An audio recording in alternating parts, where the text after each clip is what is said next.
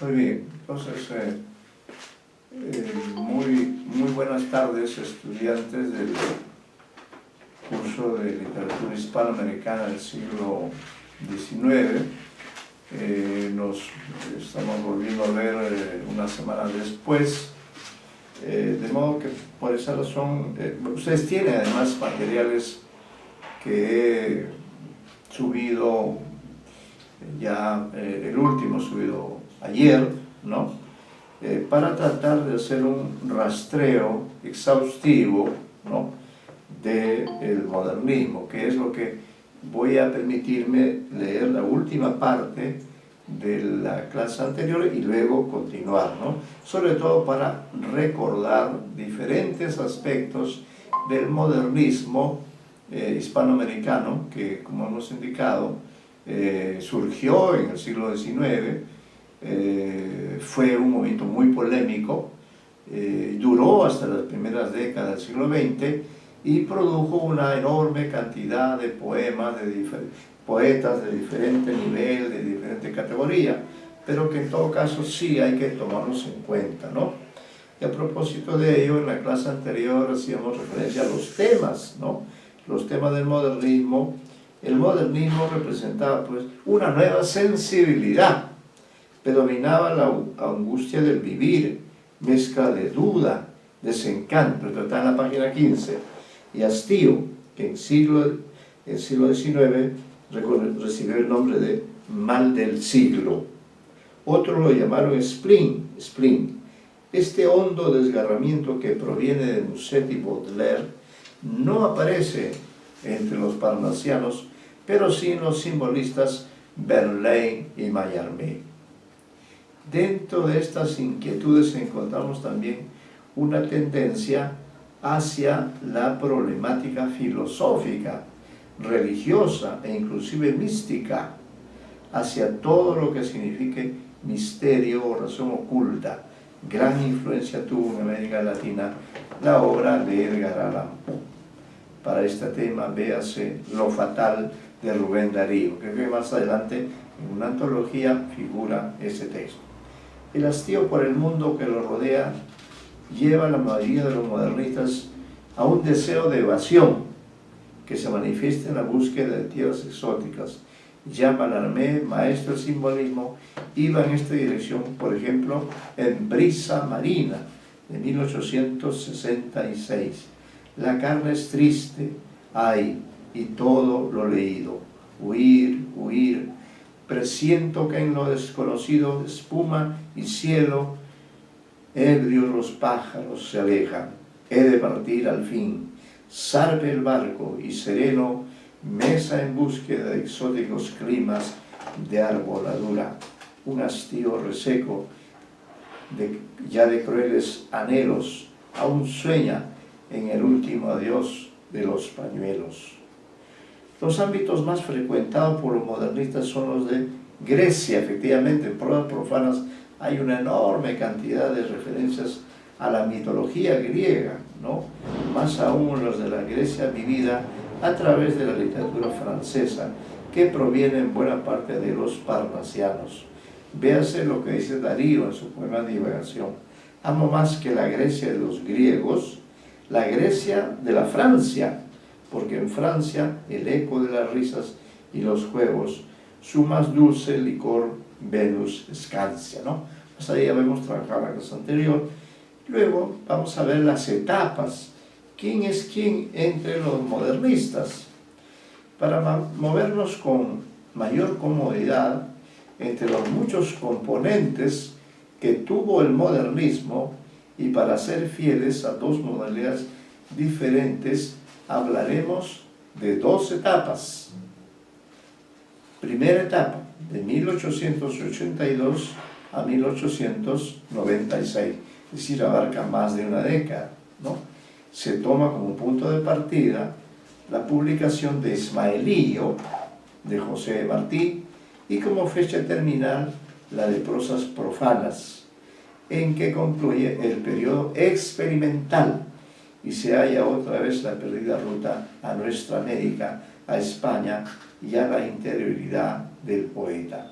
Silva, Casal, Martí y Gutiérrez Nájera mueren entre 1893 y 1896. Casi todos ellos mueren jóvenes por diversas razones, la guerra en el caso de José Martí, o por razones de diversas causas, ¿no? La segunda etapa va de 1896, ¿no?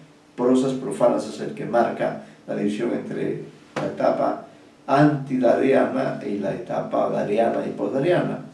A la muerte de los poetas mencionados, Darío se constituye en la cabeza indiscutible del modernismo. Se une con un segundo grupo en la Argentina, donde vive entre 1893 y 1898. Otras figuras más importantes de estos momentos son Lugones, a quien también haremos referencia, Jaimes Freire, boliviano, Herrera Reise, uruguayo, Santos Chicano, peruano, Urbina y González Martínez, mexicano.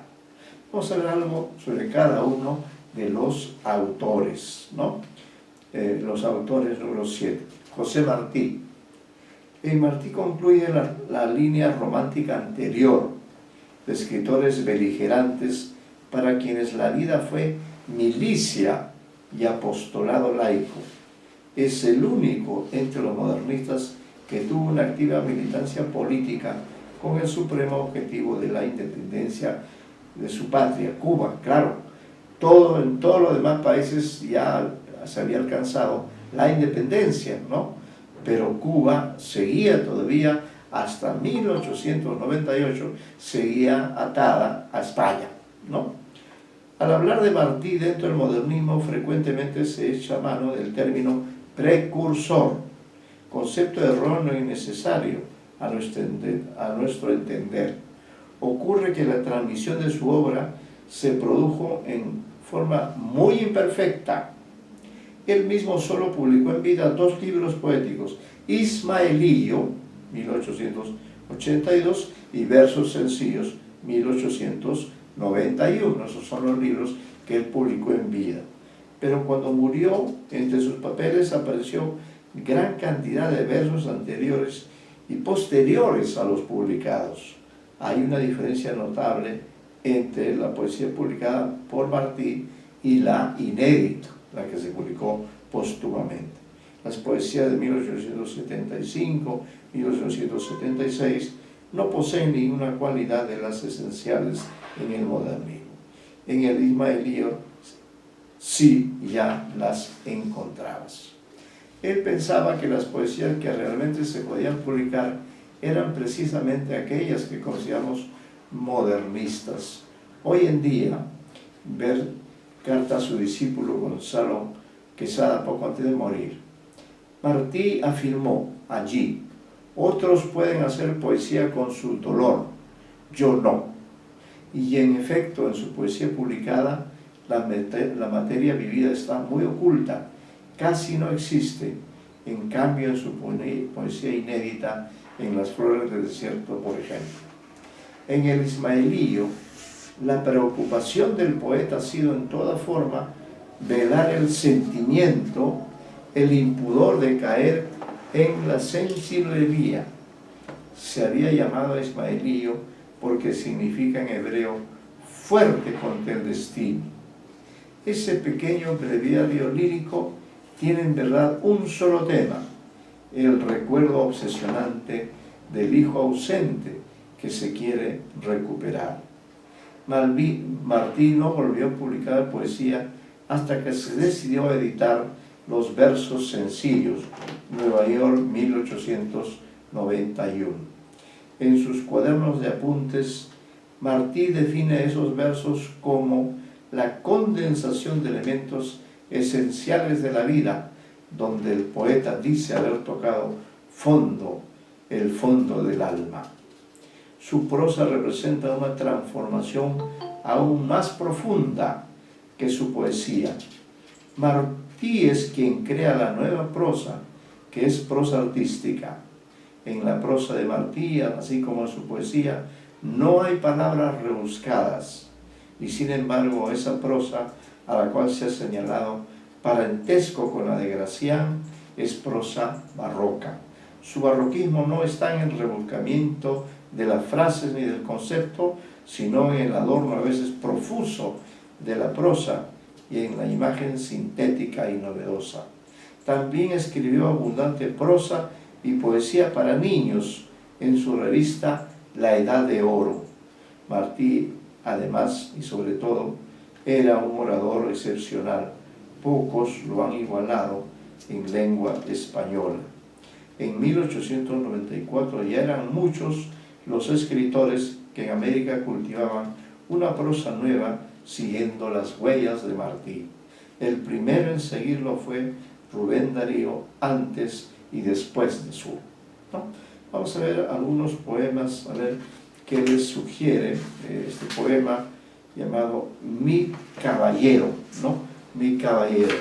Es un poco, diríamos, sorprendente que un hombre tan dedicado a la lucha política, el hombre que entregó su vida a la causa de la Revolución Cubana, sin embargo muestre esta sencillez, esta sensibilidad para hacerle un homenaje a su hijo, ¿no?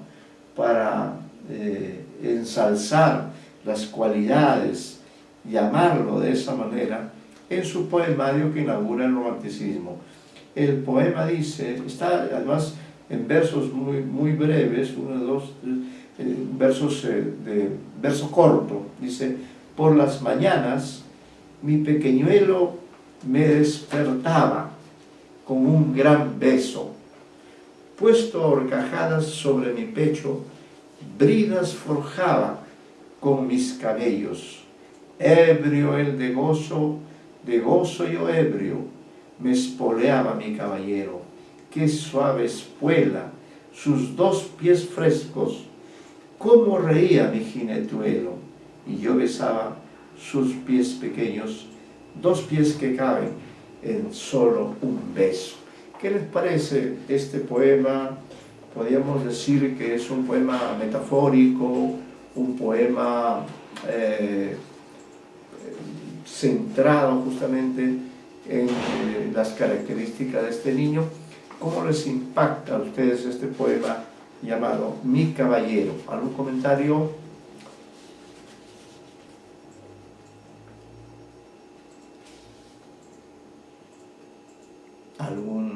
¿Algún lector? Sí. Sí, señor.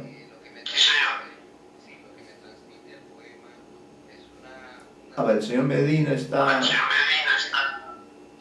sé si me escucha, profesor. Estoy escuchando una voz... Estoy escuchando a dos caballeros a la vez. Se está reproduciendo la... Espera un momentito. Hay un cruce de voces. Es el audio del señor Medina, no se le escucha a él, se te escucha a ti. Pero es que está hablando también... No, está hablando el señor Medina, pero él tiene un problema con su audio. No se escucha la voz del señor Medina, se escucha tu voz. Sí, no, se escucha mi voz, pero no la del señor Medina. A ver. No, decía que si me escucha... Lo escucho, pero en volumen muy bajo. Da una sensación de ternura inefable. Es decir, una ternura muy leve pero profunda. Y la sensación que queda es muy agradable también porque suena muy bien. Sí. Entonces es una sensación de paz la que transmite en pocos versos. En pocos versos y en versos breves, ¿no? Sin embargo, se puede advertir pues una gran maestría, ¿no? Un gran dominio del ritmo, del tamaño del verso, incluso de la metaforización, porque desde el título, ¿no? Desde el título que se llama mi caballero, ¿no? Establece una relación en la cual es el niño el que, diríamos, te sube a las, encima del padre, tiene como expresiones de cariño, establece un juego como que el niño fuera el caballero y el padre el caballo, ¿no? el que porta a este niño. Entonces, es de admirar realmente, como digo, un hombre de vida tan intensa, de vida tan heroica, vida tan austera, tuviera en su corazón, como dice el señor Medina, tuviera esa sensibilidad, ese cariño. Y no olvidemos que otra de las obras grandes que Darío hizo en eso, que Martí hizo en esos años, es su revista, La Edad de Oro, ¿no? En la que combina la poesía con la prosa, ¿no? Y habla en un tono pues realmente extraordinario, porque le interesaba formar entre los lectores, niños y grandes, una conciencia del valor de nuestro continente que hasta hacía muy poco había estado allí una potencia colonial, ¿no? Luego, en estos versos sencillos que también fueron publicados en vida, ¿no? Voy a leer este poema y ver también si hay algunos comentarios, porque estos poemas, esta parte de Darío, Martí, perdón, esta parte de la poesía de Martí es muy conocida, es muy popular, se le han puesto canciones, lo cual quiere decir que en Martí encontramos un gran acierto para poner en poesía algo que luego también se va a poder replicar, ¿no?, en la música. Entonces, hay en la poesía de Martí los elementos para que luego pueda hacerse esta especie de intertextualidad, es decir, de sacar la poesía del ámbito de la lectura silenciosa y convertir estas canciones en un himno, porque yo creo que para ustedes y para mí este poema realmente suena como un himno, ¿no? Dice: yo soy un hombre sincero, de donde crece la palma, y antes de morirme quiero echar mis versos del alma. Es como un arte poética realmente, ¿no? Yo vengo de todas partes, y hacia todas partes voy. Arte soy entre las artes, en los montes, monte soy. Yo sé los nombres extraños de las hierbas y las flores, y de mortales engaños, y de sublimes dolores. Creo que no está completo, pero seguimos. Gocé una vez de tal suerte, que gocé cual nunca, cuando la sentencia de mi muerte leyó el alcaide llorando. Si dicen que del joyero tome la joya mejor, tomo a un amigo sincero y pongo a un lado el amor. Oculto en mi pecho bravo la pena que me lo hiere. El hijo de un pueblo esclavo vive por él, calla y muere. Todo es hermoso y constante, todo es música y razón, y ante todo como el diamante, antes que luz, es carbón. Yo sé que el necio se desentierra con gran lujo y con gran llanto, y que no hay fruta en la tierra como la del camposanto. Callo y entiendo, y me quito la pompa del rimador, cuelgo de un árbol marchito mi museta de doctor. Este poema, ¿qué comentarios suscita entre el auditorio y ustedes? Quizá han tenido por supuesto, de leerlo, de apreciar algunos aspectos que quieran compartir con quienes estamos ahora reunidos aquí en la clase. No sé si alguien quiere agregar algo, añadir, destacar. Hay varios alumnos en clase, cualquiera de ustedes puede intervenir, participar. La poesía de Martí además les es familiar, ¿no? Es una poesía que se ha difundido mucho, más allá de la cátedra universitaria, más allá del canon. Martí es un autor muy emblemático, muy apreciado, no solamente por los especialistas en literatura, sino en general por todos los que sabemos de su trayectoria heroica, de su trayectoria extraordinaria al servicio de la patria. Claro, no es el único entre los hispanoamericanos, pero en el siglo XIX es una de las figuras más brillantes, ¿no? Es de los pocos en ese siglo, no quiero olvidar de nadie, pero es uno de los pocos en ese siglo que, sin embargo, tiene esa valentía de entregar y truncar su vida de poeta, ¿no?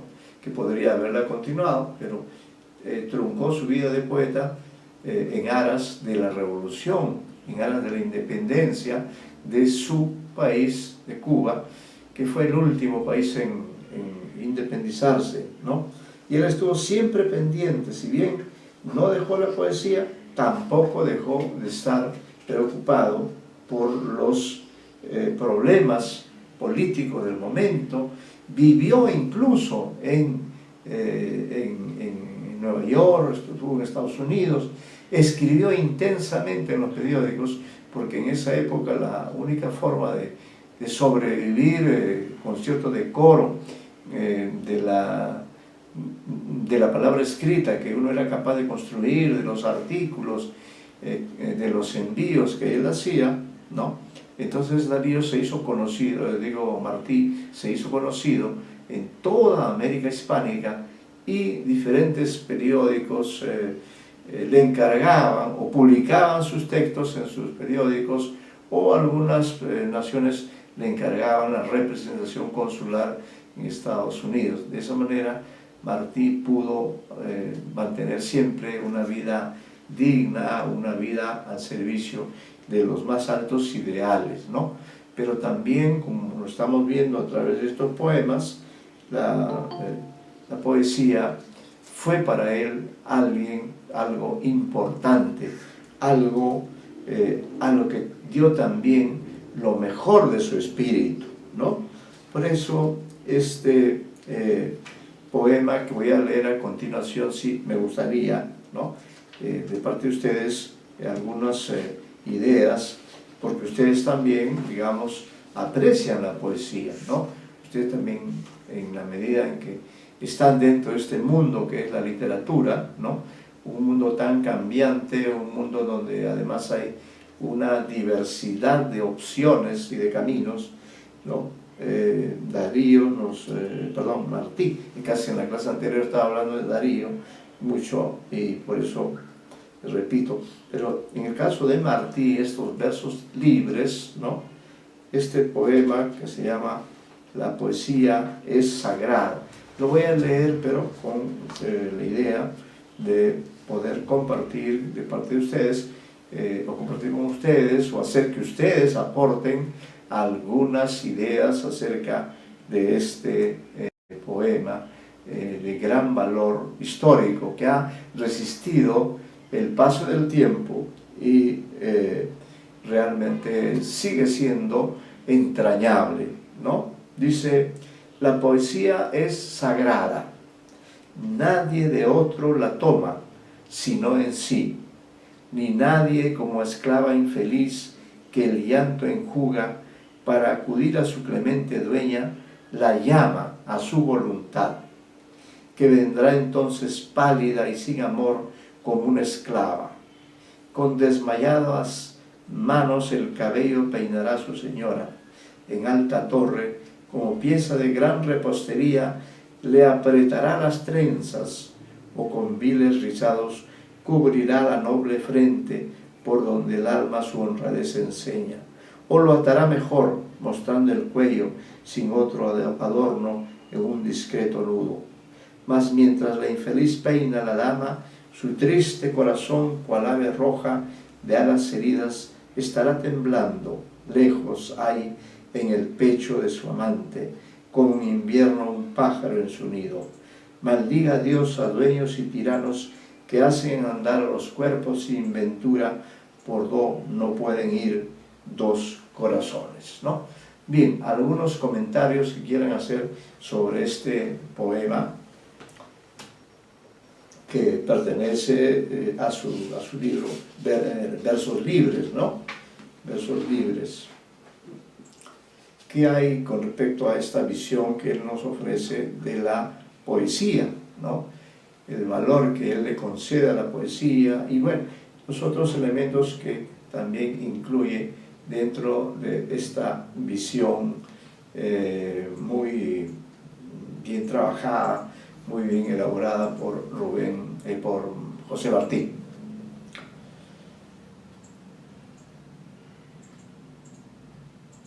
Compartimos esta visión de la poesía tal como Martí la plantea. ¿Tenemos algún comentario acerca de la calidad lírica de este poeta?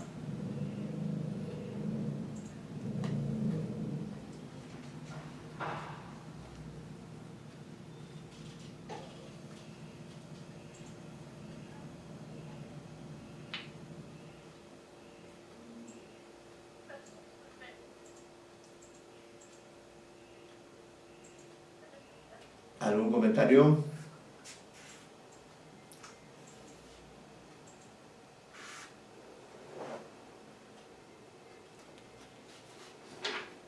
Bueno, vamos a terminar con Darío en relación con lo que hemos puesto en nuestros materiales, pero sobre Darío hay muchísimo más.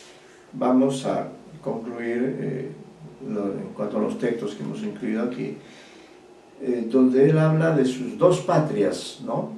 Sabiendo nosotros que la patria por la cual él luchó es Cuba, pero vamos a ver de qué manera expresa esta idea de dos patrias. Dice: dos patrias tengo yo, Cuba y la noche, o son una las dos. No bien retira su majestad el sol, con largos velos y un clavel en la mano silenciosa, Cuba cual viuda triste me aparece. Yo sé cuál es ese clavel sangriento que en la mano le tiembla.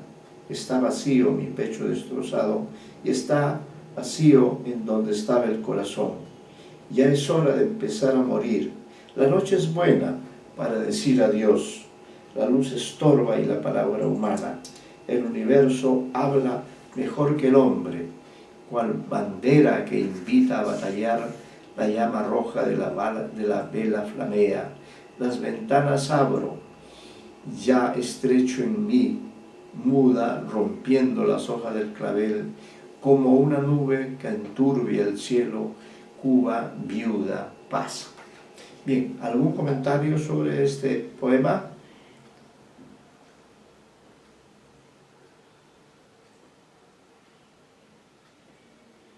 ¿Algo que quieran subrayar o añadir? ¿Cómo haces esta comparación entre dos planetas tengo yo, Cuba y la noche, ¿no? O son una las dos? ¿De qué manera la noche, en fin, los elementos que emplea en este poema enriquecen nuestra visión, no sé si feliz, por el contrario nostálgica, por el cambio triste, de la manera en que el poeta evoca a su país, ¿no? Un país al que Martí estuvo entrañablemente unido y cuya vida puso al servicio de la independencia de Cuba. ¿Algún comentario? Profesor, no sé si me escucha. Sí, lo escucho muy bien. Ya, en la poesía sagrada quería hablarle un poquito porque me impresionó bastante ese grito de libertad. Ajá. Que proclama el autor, de modo tal que la poesía no puede ser tomada como si fuera una esclava por nadie. Claro. Porque finalmente la poesía tiene que hablar, como decía también José María Heredia, así del es. corazón, solamente nace del corazón y no puede ser algo impostado, claro, una especie de maquillaje encima de un rostro, sí, sino más bien identifica directamente con los sentimientos de quien lo declama. Por lo tanto, esa capacidad de la poesía creo que es excelentemente recalcada en unos versos muy acertados por Martí en esa poesía. así es, sí. Lo felicito por su comentario, señor Medina. Muy, muy preciso usted, eh, muy exacto en su visión realmente de la poesía, ¿no?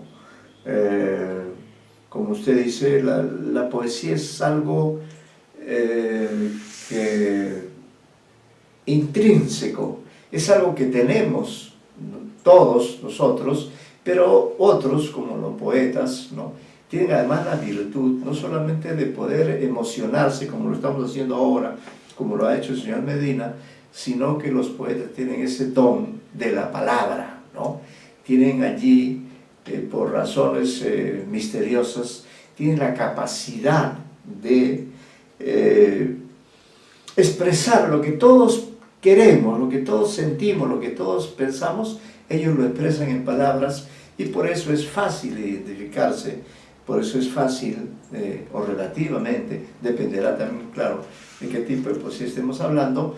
Por eso es algo, la experiencia estética es una experiencia única, que no se puede reducir la experiencia estética de un lector a, digamos, a una fórmula, o decir, yo voy a, siempre voy a acertar en mis comentarios. No, depende mucho de una serie de factores propios de cada lector, pero el lector que está familiarizado, que creo que es el caso de todos ustedes, y entre ellos especialmente destaco los aportes del señor Medina, tiene esa capacidad de captar profundamente, de leer en la entrelínea, ¿no?, de leer a fondo, de leer aquello que simplemente el poeta sugiere y el lector comprende en su cabalidad. Recuerden ustedes que en realidad la poesía es una obra conjunta, en el sentido de que necesita del poeta, pero necesita también del lector, ¿no?, que es lo que hemos visto que ha hecho el señor Medina, que ha podido, diríamos así, coincidir con esta idea, con este estatus especial que le da Darío y también el señor Medina a la poesía como algo efectivamente excepcional. Ya vamos a tener la oportunidad ahora a leer a otros poetas también, ¿no? Igual en el otro poema, en relación con Dos Patrias, no sé si alguien quiere agregar algún comentario, pero agradecemos y tomamos en cuenta el aporte que está dando el señor Medina a este poema que también está en nuestra antología. Entonces, el poema Dos Patrias, no sé si hay alguna idea que alguien quiera destacar, ¿no? Que también, en este caso, como le vamos a hacer una relectura para que alguien pueda quizá sintonizar, porque en la cuestión de la poesía es importante, ¿no? Dos patrias tengo yo, Cuba y la noche, o son una sola, las dos. No bien retira su majestad el sol, con largos velos y un clavel en la mano silenciosa, Cuba cual viuda triste me aparece. Yo sé cuál es ese clavel sangriento que en la mano le tiembla. Está vacío, mi pecho destrozado está y vacío en donde estaba el corazón. Ya es hora de empezar a morir. La noche es buena para decir adiós. La luz estorba y la palabra humana. El universo habla mejor que el hombre. Cual bandera que invita a batallar, la llama roja de la vela flamea. Las ventanas abro, ya estrecho en mí, muda rompiendo las hojas del clavel, como una nube que enturbia el cielo, Cuba, viuda, paz. ¿Por qué se habla de la viudez de Cuba? ¿Qué dirían ustedes? ¿O qué otro aspecto se puede destacar cuando dice, yo sé cuál es ese clavel sangriento que en la mano le tiembla? Está vacío mi pecho destrozado está y vacío, y donde estaba el corazón, ¿no? Como vemos hay ideas, pero también hay emociones, ¿no? También hay estados de ánimos que se expresan en este poema. Recordemos, igual que como lo recordaba el señor Medina, tampoco José Martí alcanzó a ver a su patria independiente. Por eso, al hablar de Cuba, habla en estos términos, ¿no?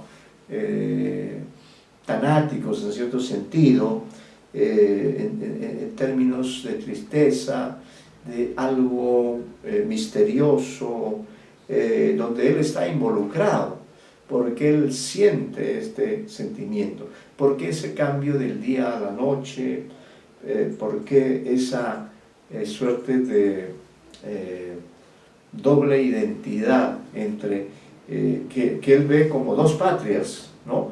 o son una a las dos. ¿Qué dirían ustedes? ¿Algún comentario, por favor?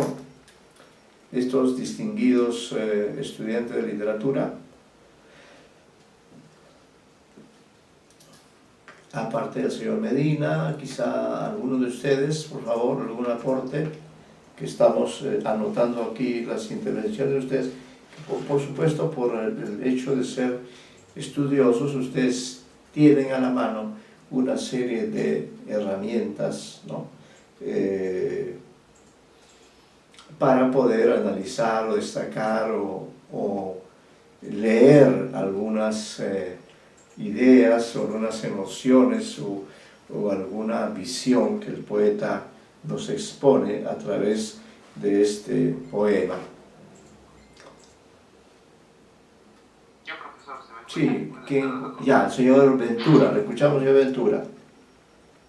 Sí, bueno, a mí me llama la atención sobre todo este paralelismo, ¿no? entre las dos identidades, tanto de Cuba y Colombia.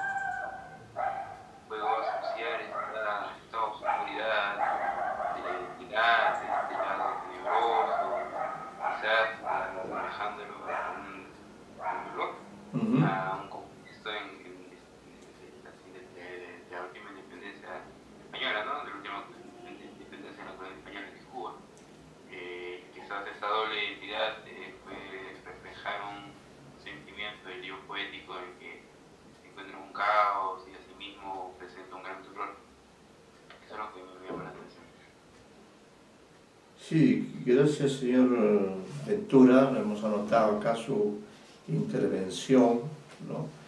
Y bueno, siguiendo con este recorrido rápido, vamos ahora a hablar vamos a exponer algunas líneas acerca de otro gran poeta que quizá no sea tan conocido en el continente sudamericano, pero en México, que es su patria, allí sí goza de una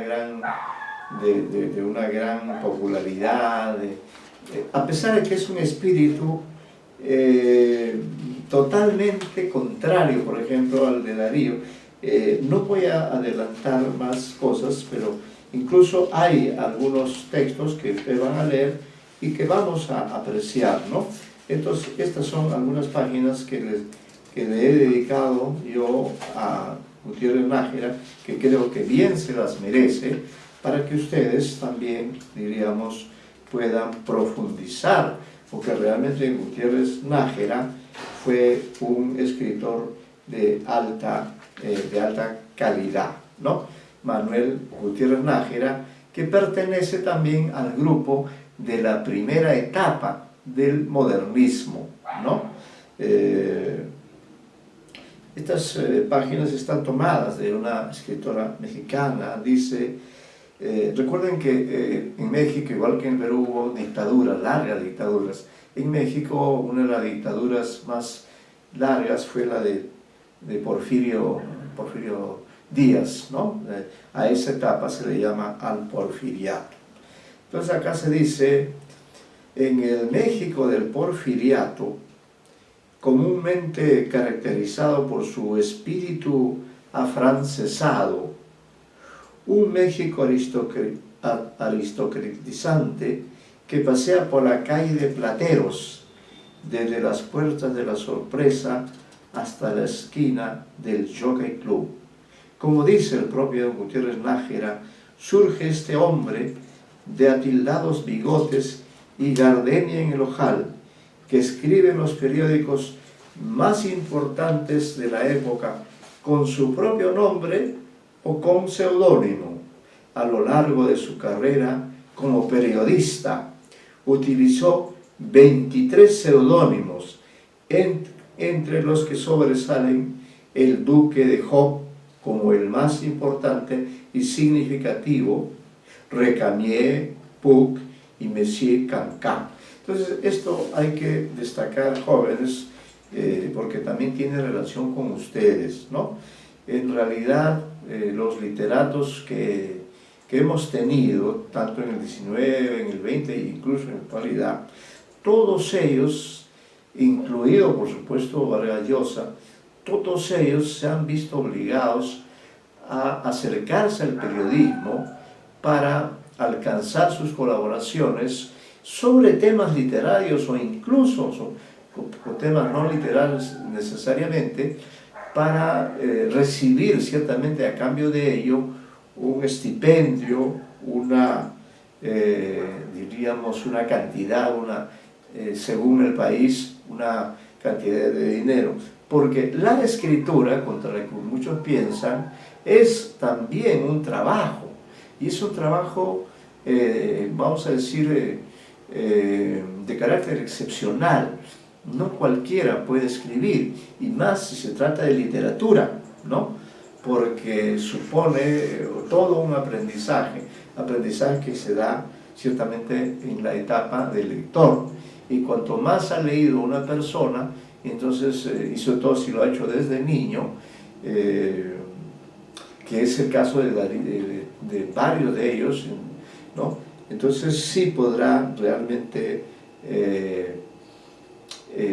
ya en la etapa productiva, podrá publicar los libros que quiere publicar, pero nunca dejará el periodismo, que es el caso de Gutiérrez Nájera, que llega a tal su identificación con el periodismo que simple y llanamente le escribía, claro, recibía él, por cierto, los pagos respectivos por su trabajo, porque era muy popular en todo México, pero no se preocupó, como vamos a ver, por la publicación de sus obras, ¿no? Por eso continuamos, ¿ah? Acá hay un poema muy bonito, yo creo que les va a gustar, porque él tiene varias facetas. Vamos a ver de su faceta de poeta, sí, un par de textos, ¿ya? Para que ustedes puedan intervenir y participar, los otros alumnos también, en general, para que todos puedan colaborar, porque se necesita la voz de cada uno de ustedes. Dice, como todo poeta modernista, Gutiérrez Nájera, lo he abreviado GN, para no estar diciendo Carato Gutiérrez Nájera, o en todo caso, como todo poeta modernista, GN, crea una poesía personal, íntima, muy cuidada en la forma, fiel al principio del arte por el arte, sin intenciones colectivas o sociales. Es expresión de su propio espíritu que busca perpetuarse en la poesía. Leamos un poema que es ejemplo de esta visión. Vamos a hacer lo siguiente, a ver, 1, 2, 3, 4, ya. Entonces, vamos a hacer lo siguiente, ya. El poema lo vamos a leer en forma, con la participación de ustedes. Cada uno va a leer una estrofa, o sea que exceptuamos por el momento, solo para la lectura, pero no para el comentario, al señor Medina y al señor Ventura, que ya intervinieron. Entonces aquí en la lectura van a intervenir cada uno con una estrofa, y una vez terminada la lectura de este primer poema, entonces ahí sí todos podrán intervenir, el señor Medina podrá volver a intervenir, pero solo para la lectura, porque quiero además que ustedes desarrollen la habilidad de leer, ¿no? Entonces, este es un muy, muy bonito, a mi modo de ver, que se llama simple y llanamente Para Entonces, ¿no? Para Entonces, que habla de un tema fundamental en la vida de todos los seres humanos. Entonces vamos a designar, veo allí que está la señorita Juana Inés Ortega, a ella le vamos a asignar la primera estrofa, bien leída, ¿ya? Luego, la segunda estrofa la va a leer la señorita Estrellita del Cielo, ¿no? La segunda estrofa. Luego, la tercera estrofa la va a leer la señorita Jessica Juárez. Jessica Juárez, ¿ya? Para que todos ustedes participen. Y luego, la siguiente estrofa, el señor Giancarlo Guevara. Ustedes cada uno lee bien la estrofa lo mejor posible, ¿ya? Esa va a ser la primera etapa. Cada uno de ustedes, además, después de leer, hace un breve comentario sobre su estrofa, la que han leído, ¿no? Pero después de haber terminado, ¿ya? Cada uno estrofa, y ya después de haber terminado en conjunto, que es lo que nos propone el poeta, ya cada uno de ustedes dice lo suyo con respecto a la estrofa que leyó, y luego ya hacemos otro comentario generalizado. Bien, entonces comenzamos. Primera estrofa, la señorita Ortega. Segunda estrofa, la señorita Estrellita Luna, ¿no? Sí, Luna, aquí está, pero no es Ortega, Luna, Juárez, Juárez y el señor Guevara, todos están. Bien, entonces, por favor, creo que es un poema que vale la pena dedicarle algunos minutos, tanto a la lectura como a la interpretación. Comenzamos en ese orden entonces.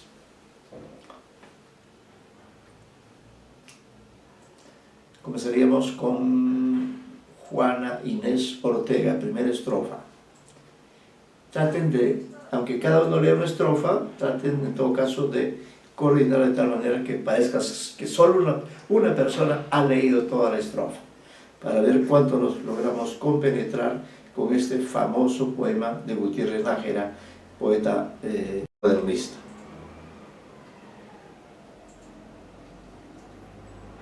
A ver, Ortega, no le estamos escuchando. ¿Me escucha? Ya, ahora sí, a ver.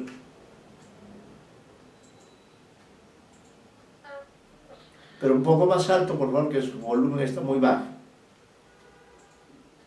Sí, estoy...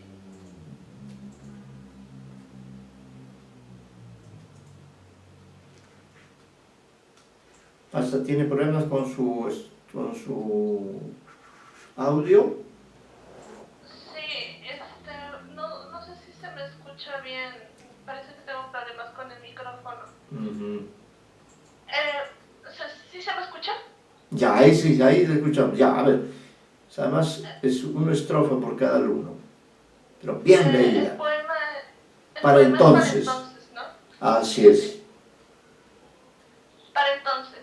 Quiero morir cuando decline el día, en alta mar y con la cara al cielo, donde parezca sueño la agonía, y el alma un ave que remonta el vuelo. Gracias. A ver, señorita Luna. No escuchar en los últimos instantes, ya con el cielo y con el mar a solas, más voces ni plegarias sollozantes que el majestuoso tumbo de las olas. Ya, Juárez. Morir cuando la luz triste retira sus auras redes de la onda verde, y ser como ese sol que lento expira, algo muy luminoso que se pierde. Guevara.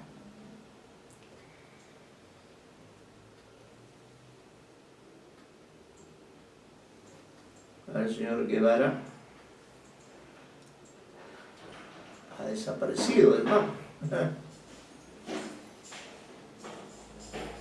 Minaya.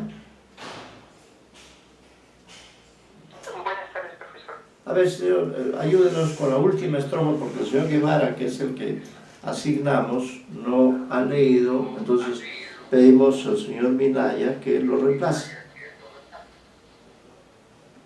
Ya, Sí. total, ya, sí, señor Milael. Bien. La última estrofa. Joven, antes que destruya, el tiempo aleve la gentil corona, cuando la vida dice aún, soy tuya, aunque sepamos bien que nos traiciona. Muy bien, entonces hemos hecho una lectura en equipo y entonces quisiéramos que cada uno de los que ha participado, en primera instancia, en primer lugar, cada uno de los que ha leído el poema, haga un breve comentario, una breve interpretación de la respectiva estrofa, ¿no? Que está escrita, como ustedes ven, en versos en decasílabos. Todos son cuartetos, no es un soneto tampoco. Entonces quisiera que ustedes destaquen en cada una de las estrofas que les ha tocado aquellos elementos que ustedes... El tema también, bueno, al tema ya llegaremos al final, ¿no? Bien, entonces comenzaríamos con la señorita Ortega, que leyó la primera estrofa. ¿Cuáles serían sus comentarios? El primero es que fue un poema, bueno, la primera estrofa, la que yo he leído, está muy bien estructurada. También hacer hincapié en los recursos poéticos que usa el autor. La voz poética tiene un tono al menos un poco optimista acerca de sí mismo y de su situación, porque hace un símil entre el día y su propia vida y intenta que él tiene una esperanza de que el dolor que está sufriendo pues se desvanezca eventualmente. También en la tercera y el cuarto verso, el autor demuestra más el carácter optimista de su propia muerte, porque quiere acercarse al cielo, dice con la cara al cielo. Tiene no con la cara a la tierra o a algún otro sitio, sino que quiere ver el vasto universo. Es muy optimista con respecto a ello, y también con su alma.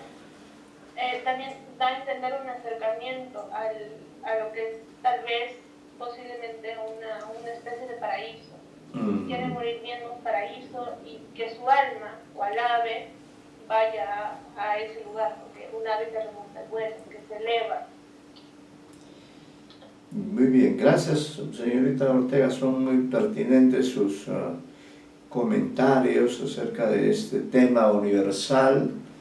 Ahora vamos a pedir a la señorita Luna, por favor, ¿qué destacaría usted en la segunda estrofa? Usted tiene una visión del conjunto del poema, pero quizá usted, lectora de la segunda estrofa, ha podido captar algunos elementos que coincidan con el anterior o que por el contrario hagan un contraste con el mismo. ¿En qué medida esta segunda estrofa agrega elementos, profundiza en esto que está expresando el yo poético, como decía su compañera, la señorita Ortega?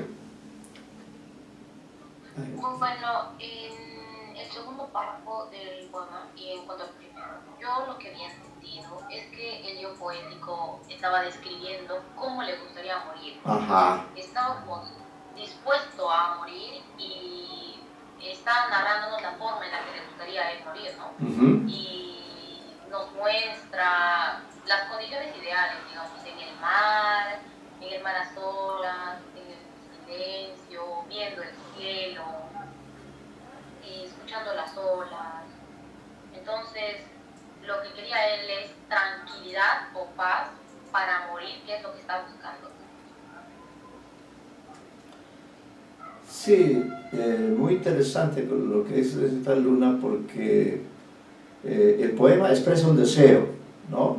Expresa, como se señala, esa decisión, en fin, esa suerte de resignación, porque este es un acto que todos vamos a realizar, no porque lo querramos, sino porque nuestra naturaleza está hecha de ese modo. Y por eso es que, como decía la señorita Luna, él pone las condiciones en las cuales quiere morir, ¿no? De eso se trata fundamentalmente, no escuchar, ¿no? Los últimos instantes ya con el cielo, y que ya fue mencionado, ¿no? Y con el mar a solas, más voces ni plegar a sus antes que el majestuoso tumbo de las olas. Qué verso tan extraordinario este último.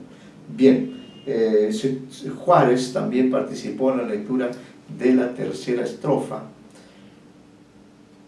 ¿Qué quiere destacar Juárez respecto de esta tercera estrofa?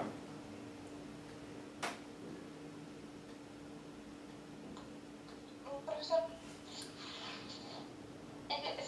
Sí.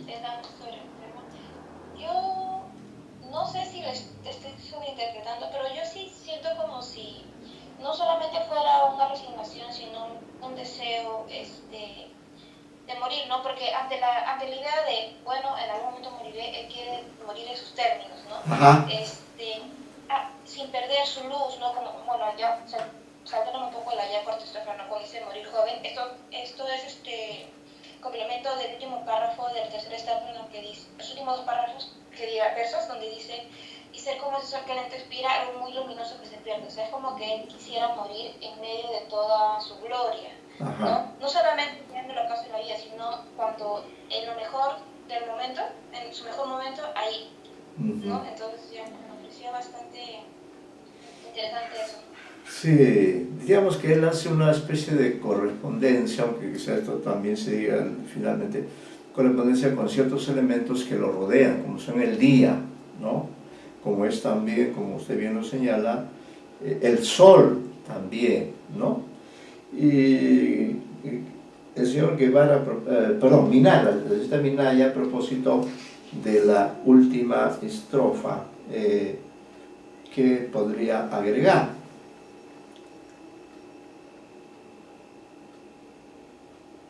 Bueno, sí, estoy de acuerdo con lo que han mencionado mis compañeros. A mí también me parece que el libro poético hace como una relación entre el hombre como tal con el sol, y me parece que la muerte lo relaciona como al mar, donde es donde termina todo. También me parece interesante el tiempo, porque, o sea, como que dice al inicio el guía y después como que habla de que va bajando y llega como que la noche, como que el paso del tiempo es lo que determina la finitud del ser humano.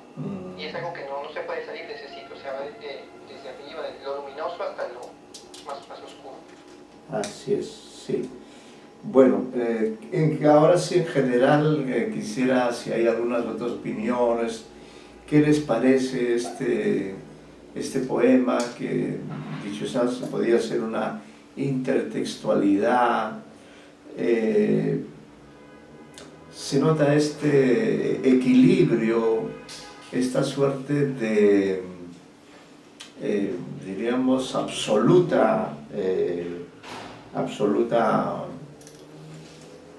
fortaleza del poeta, ¿no? Cuando dice quiero morir, cuando decline el día en alta mar y con la cara al cielo, donde parezca el sueño la agonía y el alma un ave que remonta el vuelo. Entonces quiere vivir, él quiere morir, quiere participar de alguna manera de este momento supremo que es la muerte, de este modo. Aunque alguien dijo por allí, quizá ese querer morir se exprese por alguna desilusión, algún desengaño, pero creo que no es el sentido. Creo que el sentido es morir como un acto personal, porque finalmente la muerte es eso, ¿no? Cada uno de nosotros muere solo, nace solo y también muere solo. Entonces él, como buen modernista, busca sobre todo una dimensión cósmica en la que están presentes el mar, el cielo, pero no quiere voces, ni plegarias, solo el majestuoso tumbo de las olas, ¿no? Igualmente, morir cuando la luz retira sus áureas redes de la onda verde y ser como ese sol que lento expira algo muy luminoso que se pierde. Es decir, que la vida de él coincida con el final del día, con el final con el, digamos, ocultarse del sol,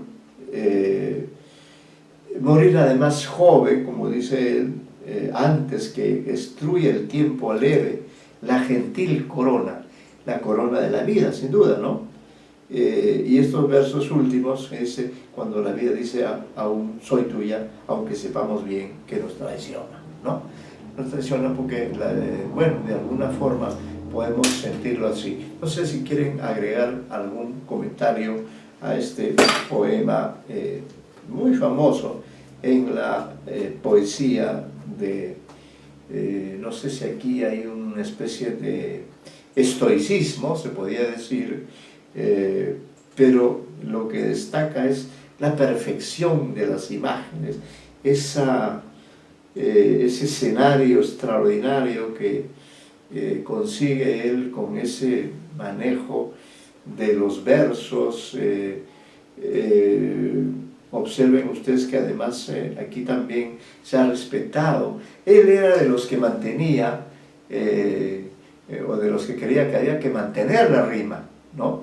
Que no había que cambiar la poesía en muchos aspectos, pero uno de los aspectos en los que él trataba de que se mantenga siempre, ¿no? Era ese aspecto de la rima, que no deja de tener cierto, por eso que este poema tiene una estructura, una arquitectura que siempre me ha asombrado, ¿no? Que siempre me ha llamado la atención, por eso lo seleccioné, porque se refiere a este acto que finalmente da sentido a nuestras vidas, ¿no? Y que queremos que se realice de la manera más equilibrada, si se quiere, ¿no? Porque él está tranquilo, él no está sobresaltado por la muerte, no. Todo lo contrario, él está consciente que ese acto se va a dar. Y bueno, no sé las circunstancias en las que él murió, si son las circunstancias ideales que él plantea aquí en este poema, porque hay que decirlo también que si bien uno puede elegir cómo morir, sin embargo, no necesariamente esto se va a cumplir. Que quizá la muerte real y física de este señor se produjo en otras circunstancias, ¿no?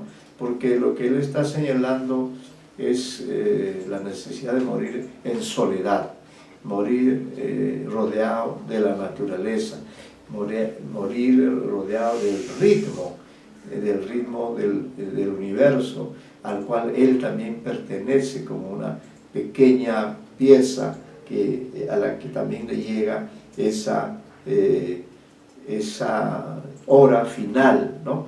Es la hora de la muerte, ¿no? Para entonces, está él planeando, en todo caso, tiene, creo, el hombre libertad para planear ese momento en que va a morir.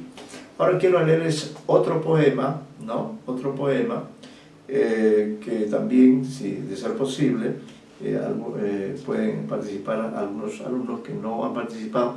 Creo que sí, me parece, en todo caso, ese es otro poema, perdón, alusivo a otro aspecto, ¿no? Expresivo también de la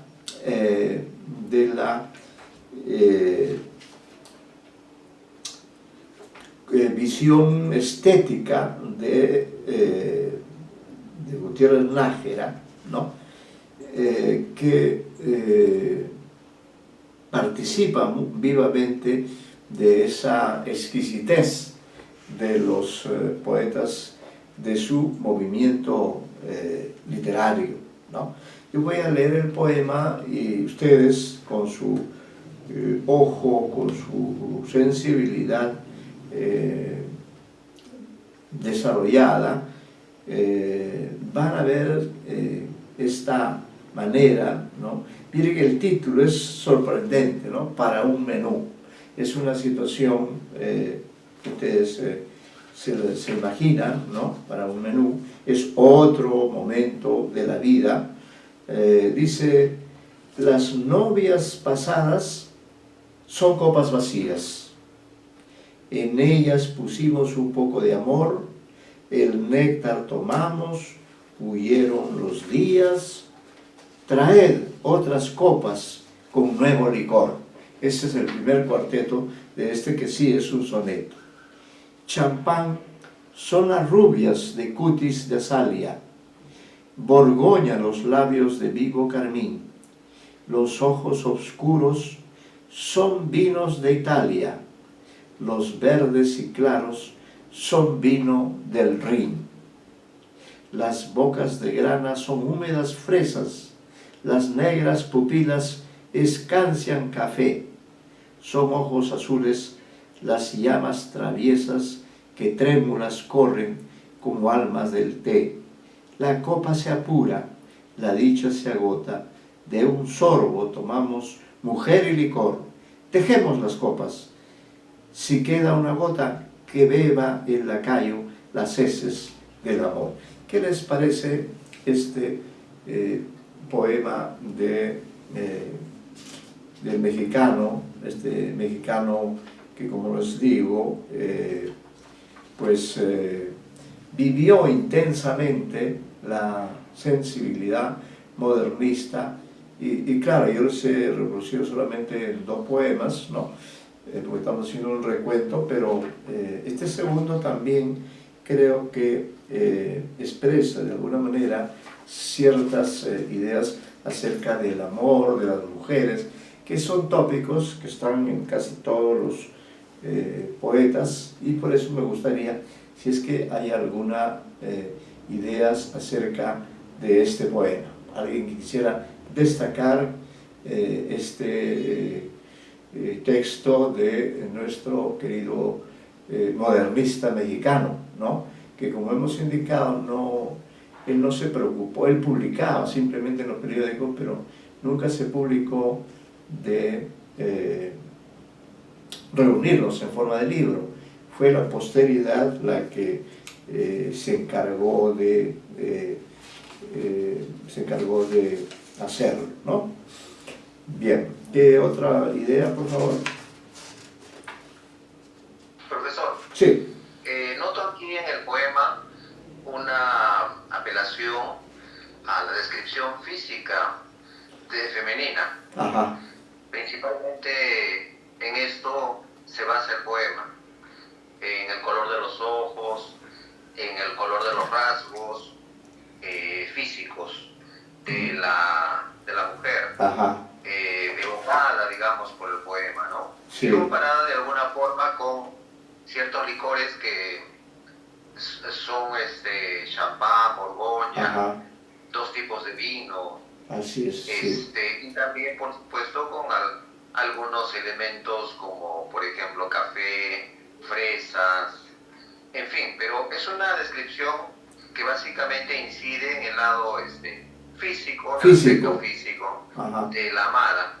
Entonces, podría desde este punto de vista ser un poquito frívolo, tal vez, sí, otro tipo de perspectiva, así pero es, no deja de mostrarnos la maestría con la cual la sensibilidad de Gutiérrez Nájera ha, digamos, descrito, ha hecho un inventario galante prácticamente, sí, de lo que para él sería el recuerdo físico de sus amadas, claro, enamoradas. Claro, por otra parte, si lo ve uno con otro tipo de perspectiva, digamos, tal vez feminista, podría inclusive ser tildada de misógino, no lo sé, ¿no? Así en todo es, caso, que mis compañeras podrían ver este tipo de perspectiva, sí, sería sí, tal vez importante. Eso es interesante. El señor Medina ha hecho una lectura desde una cierta perspectiva. Sería importante, creo que es indispensable, que alguna de las damas de la clase pueda hacer efectivamente una crítica, una valoración del modo como aquí, sobre todo, en el primer verso, dice, ¿no? En la primera cuarteta, el primer cuarteto creo que es crucial, expresa la esencia de su concepción acerca de las mujeres, ¿no? Cuando dice, las novias pasadas son copas vacías, en ellas pusimos un poco de amor, el néctar tomamos, huyeron los días, trae otras copas con nuevo licor, ¿no? Entonces ahí como que la primera cuarteta, el primer cuarteto, cierra un ciclo, ¿no? Y luego menciona otros, como ha descrito muy bien el señor Medina, otra serie de elementos que son parte de la imagen de la mujer, de lo que se asocia a la mujer, al amor, a las ceremonias en las cuales se realiza esta relación tan compleja que es la relación entre un hombre y una mujer, ¿no?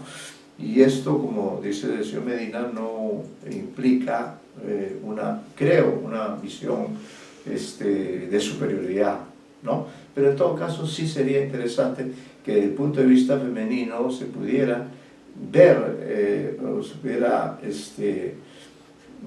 señalar algunos aspectos que pueden ser, no sé si cuestionados, pero en todo caso observados como parte de una mirada que corresponde a una cierta manera, a una cierta época.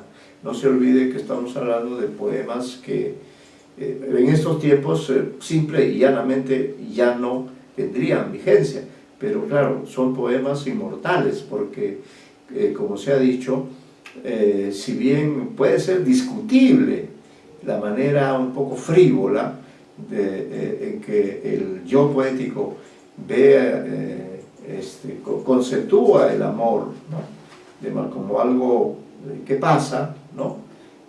Como algo que transcurre simplemente y que requiere de un cambio, requiere de una nueva experiencia. Sin embargo, nadie podrá objetarle la calidad que tiene, la calidad estética. No hay una visión burlesca, creo que no, sino más bien una visión, vamos a decir, tolerante o tolerable, ¿no? No sé qué opinan las señoritas de esta sensibilidad que expresa Gutiérrez Nájera en este poema. No sé si quieran señalar algún detalle, como damas que son, ¿no? Porque hoy, antes, por ejemplo, las lecturas que se hace ahora de Neruda son diferentes, ¿no? a las que se hacía antes. ¿Por qué? Porque la perspectiva femenina ha cobrado una nueva fuerza, ha incluido un nuevo punto de vista, de manera que a los poetas, o en general hay que ver al arte o a las manifestaciones artísticas, literarias, desde los dos puntos de vista. Por eso insistía yo en esta idea de que sean también ellas las que opinen, qué opina cualquiera de sus compañeras, que está presente, la señorita Juárez, la señorita Luna, ellas están presentes, también está la señorita Ortega, ¿no? Entre otros que ya hemos mencionado, ¿no? ¿Alguna idea más acerca de este poema?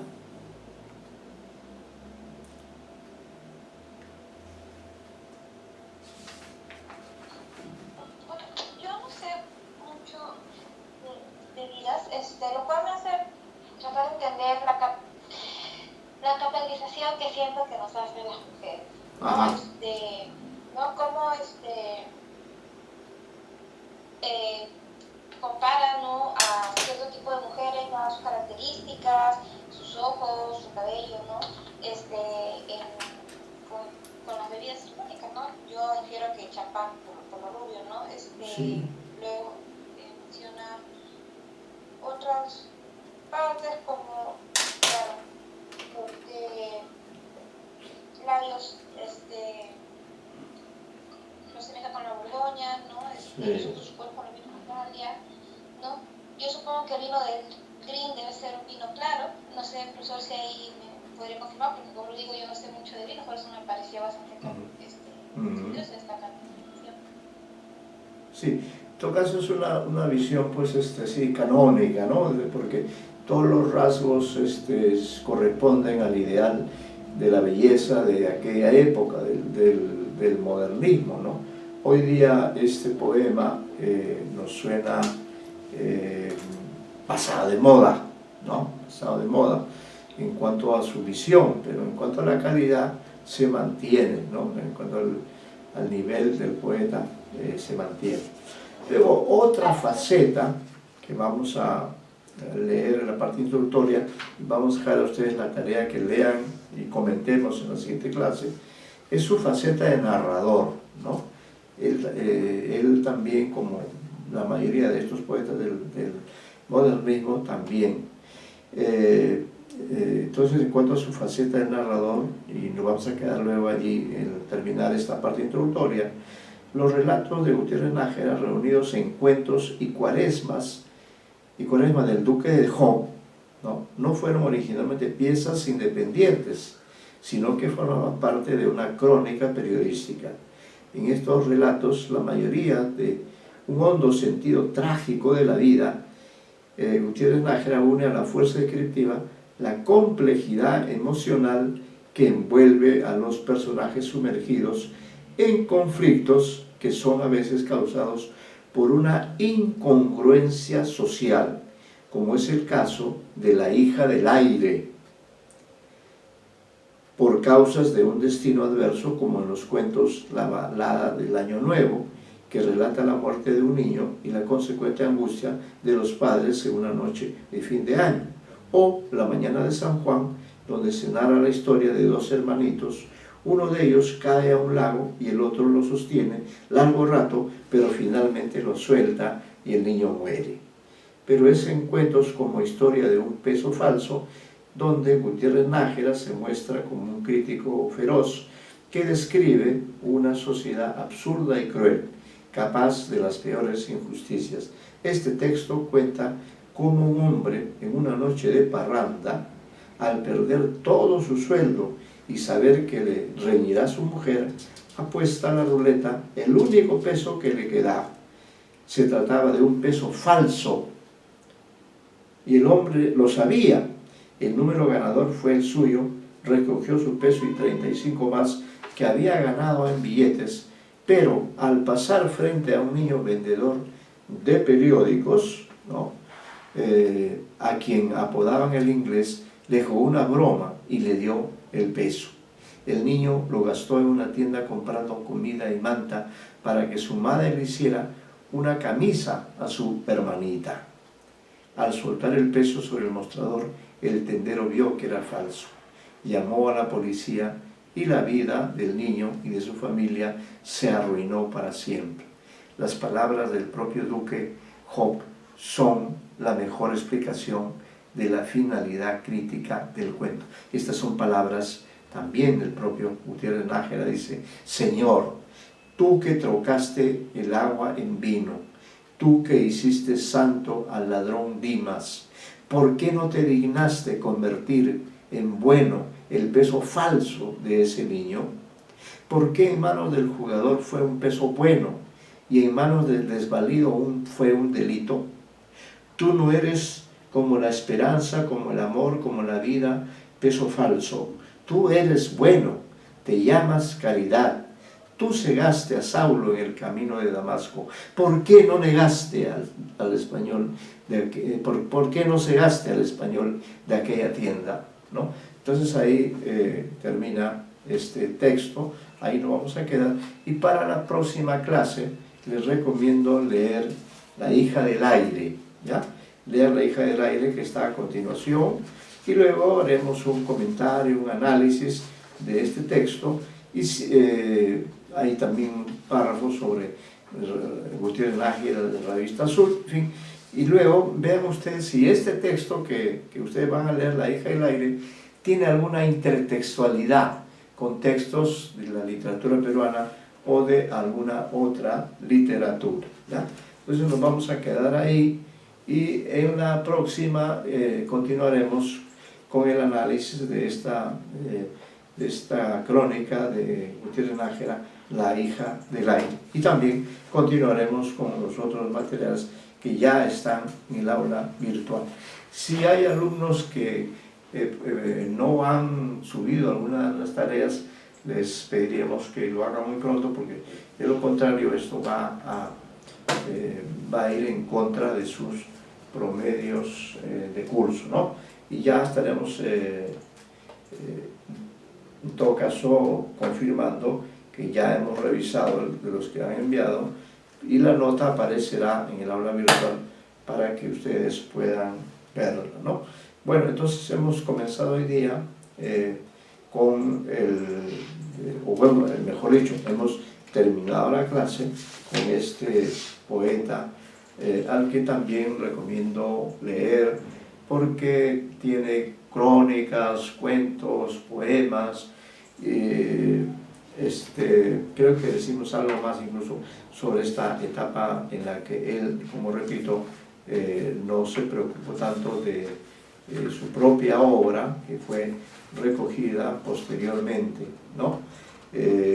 Sí, pues la hizo un amigo suyo que reunió, y sin embargo él aún se dio tiempo a Gutiérrez Nájera para plasmar una revista que se llamaba La Revista Azul. De eso hablaremos en la siguiente clase.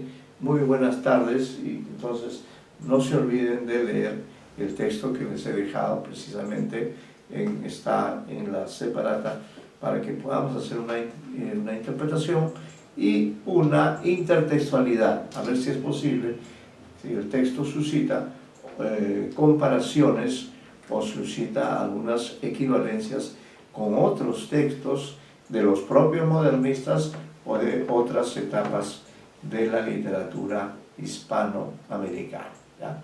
Muy buenas tardes, gracias porque todos han participado, que eso es lo ideal de una clase, que todos participen. Es cierto que algunos han participado más que otros, pero en general todos han participado de una u otra manera, sea leyendo el poema o haciendo una interpretación muy certera, haciendo un comentario, porque creo que eso desarrolla las capacidades, las potencialidades de cada uno de ustedes, ¿no?